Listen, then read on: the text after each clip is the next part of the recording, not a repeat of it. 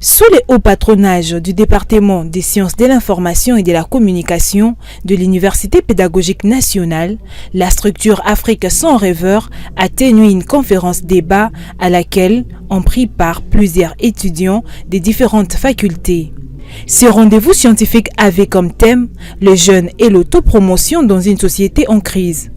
Un thème qui s'inscrit dans le cadre de leur vision, celui de promouvoir une jeunesse consciencieuse. On a créé cette journée intentionnellement pour démontrer au commun des mortels comment est-ce que les jeunes sont censés se prendre en charge pendant cette période en crise. La crise n'est rien d'autre qu'un obstacle, mais ce qui est sûr et certain, c'est que derrière tout obstacle ou tout empêchement se cache toujours quelque chose de nouveau et de positif.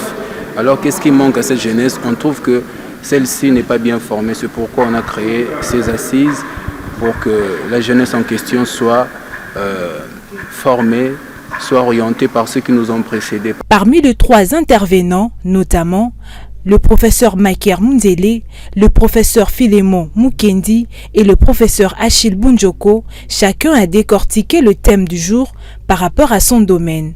Le professeur Achille revient ici sur l'économie de son discours.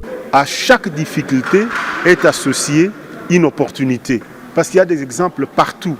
Toutes les solutions qu'on trouve aujourd'hui dans le domaine du numérique résultent d'un regard entre la société et les numériques. C'est-à-dire qu'il y a une difficulté, on veut trouver cette solution à cela et on invente une application. Toutes les applications sont nées comme ça. Donc, et ces applications deviennent des start-up et ainsi de suite.